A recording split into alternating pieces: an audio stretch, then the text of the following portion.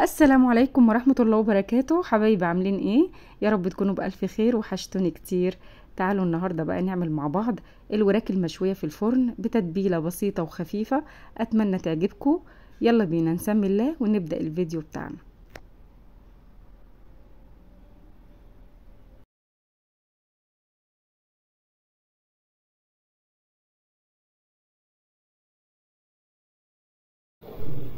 اول حاجة عندي هنا وراك الفراخ، انا غسلاها كويس جدا ومنضفاها ونقعاها ومصفياها. هنيجي بعد كده للتتبيله. عندي هنا الكبه بتاعتي، هنحط فيها طماطمتين وبصلتين ومعلقه كبيره من الثوم وقرن فلفل بارد وقرن فلفل حامي. ننزل بكل المكونات دي كده معانا في الكبه، وهضيف عليها معلقه من الزيت وليمونه ومعلقه صغيره من الخل،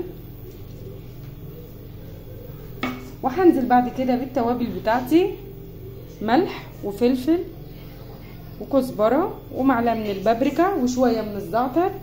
هنضيف كل ده على الخضار اللي احنا نزلنا بيه في الكبه، وهضرب كل المكونات دي كلها كده مع بعضها وارجع لكم تاني.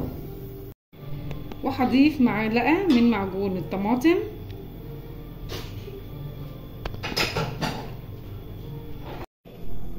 هنجيب بقى التتبيله الجميله بتاعتنا اللي احنا عملناها وضربناها في الكبه دي. شايفين شكلها ولونها ما شاء الله جميله جدا.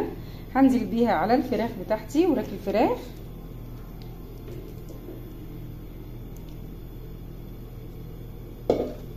وهنبتدي نتبلها كويس جدا من بره ومن جوه. عايزه اقول لكم التتبيله دي جميله جدا وخفيفه، ما فيهاش توابل كتير.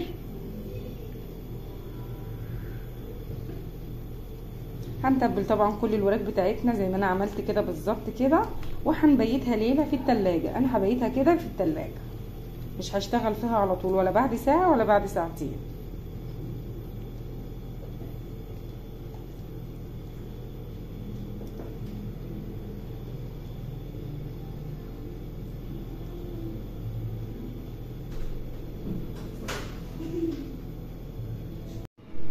وكده بعد ما بيتنا الوراك بتاعتنا ليله في التلاجة، هندخلها بقى الفرن.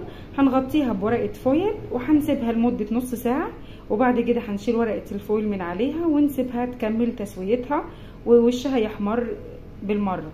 ولو لقيتيها استوت ووشها لسه محمرش، هنطفي الفرن من تحت ونولع عليها الشوايه، وبعد كده هوريكم بقى شكلها عامل ازاي. ودي كانت شكل الوراك بتاعتنا بعد ما طلعت من الفرن. شايفين شكلها بسم الله ما شاء الله جميله جدا. هنقدمها بقى في الطبق بتاعنا، وكده بتكون وصفتنا خلصت النهارده. اتمنى تكون عجبتكم. يلا بينا كده يا حبايبي، بنكون وصلنا لنهايه الفيديو النهارده. اتمنى الفيديو يكون نال اعجابكم. انتظروني ان شاء الله اشوفكم على خير في فيديو جديد. كان معاكم نورا وليد، والسلام عليكم ورحمه الله وبركاته.